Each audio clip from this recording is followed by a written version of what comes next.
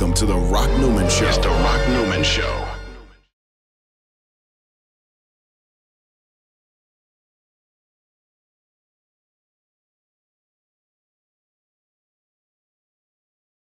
Come on down and see our good friends at Pohanka Automotive Group. I'm Rock Newman, and I endorse that previous message. Y'all go get yourself a car. You hear? Today, again, July the 18th, 2013, we are here, the Rock Newman Show, being broadcast from Busboys and Poets at 14th and V Street, Northwest Washington, D.C.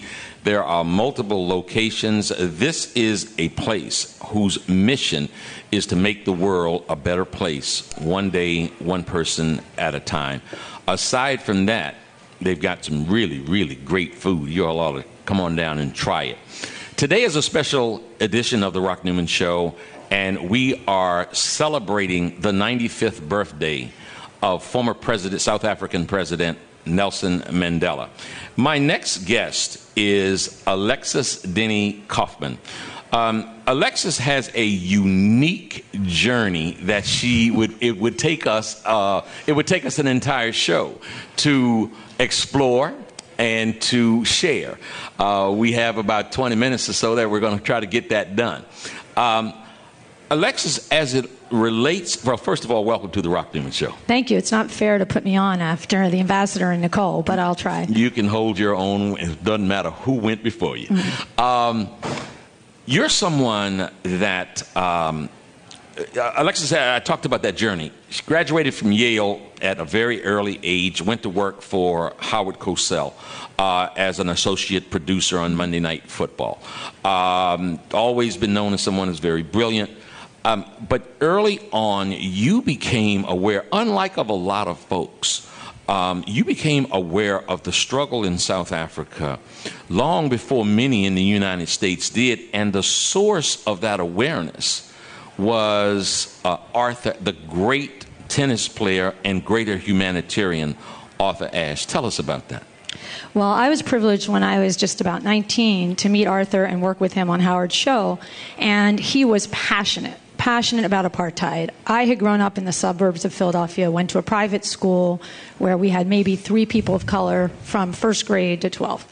And Arthur, really exposed me to the idea of apartheid, the principles behind the fight. He was working with Harry Belafonte. They started an organization called Athletes and Artists Against Apartheid. Yeah. And Arthur and I, You know what? For the listening audience, mm-hmm. Athletes and Artists Against Apartheid. Mm-hmm. Share a little bit quickly, if you mm-hmm. would, about what that was about, what their mission was, and how they attacked apartheid. Well, their mission, quite simply, was to try to keep try to enlist performers yes. in boycotting South Africa mm-hmm. so that the government wouldn't get the PR value of having them perform there or play there. So one of the matches, for example, that got a lot of pressure from their organization was Sun City Casino, which was in Bapu, Tatswana, a yes. small township, yes. offered $1 million each. This is $1981. Yes. $1 million each to Bjorn Borg and John McEnroe yes. to play a match, which on the face of it seemed like a nice match, but was really a PR stunt for the Africans, of course. South Africans. Right.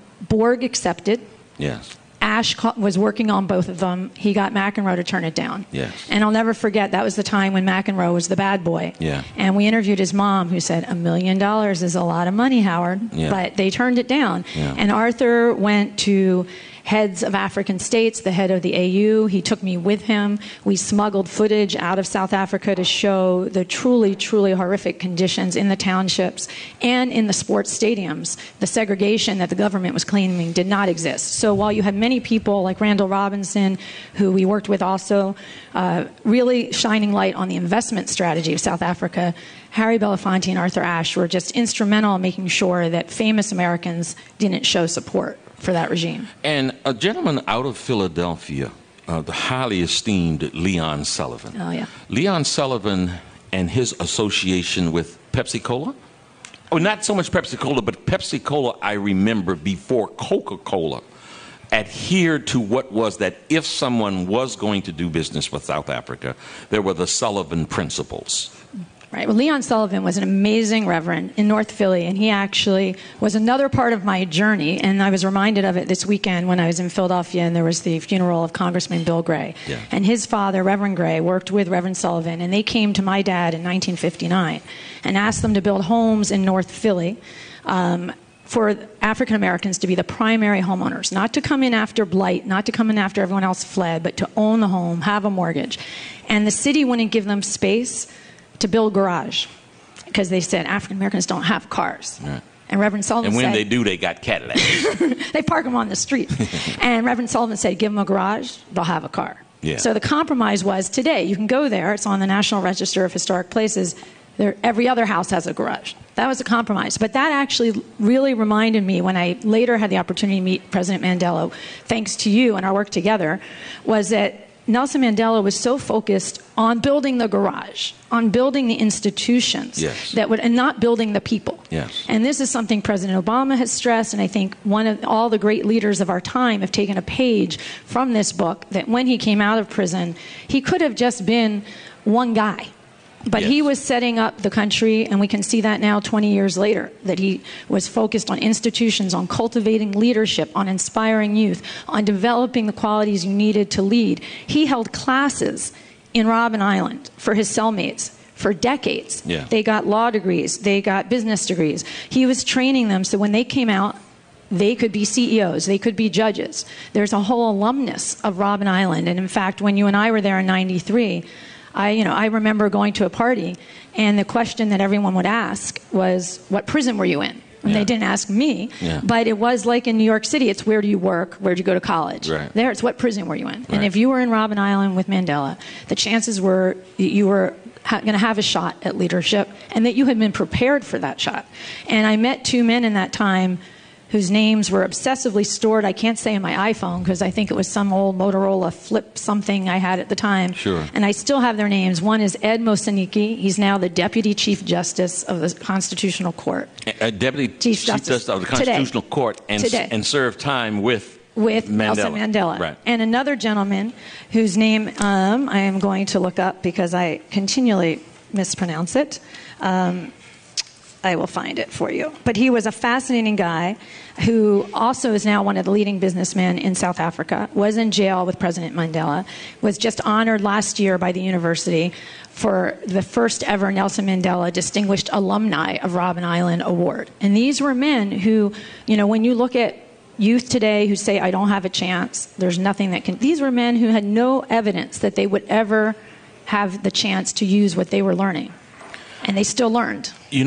I have worn as a badge of honor that early on, I forget what year it was, I think it was 1979, that I went with Dick Gregory, who is going to be a guest, he and his daughter, in the next hour here. Dick Gregory is the first person I ever heard mention Nelson Mandela's name. And I went to protest with both he and Congressman Walter Fauntroy at the time, and we got arrested. We'd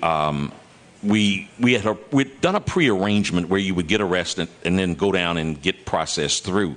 And we went down to get processed through, and Dick Gregory and Walter Fauntroy got out right away, and I was left there in the cell. And the sun was starting to go down. I was like, what the hell is going on? They're gone now. They've been gone for a few hours. And a long story short, when I was at Howard University, I had accumulated over $900 worth of tickets. I can see where this is going. At parking tickets. And at the time, they gave warrants for your arrest when you had a parking ticket. I ended up having to stay overnight, and I had a bologna, butter, and jelly sandwich, and the judge let me go the following morning. Did you train for leadership in that cell? Well, let me tell you something. What I was really happy about is that when I have to say that I spent a night in prison, it was a night in prison in protest against apartheid.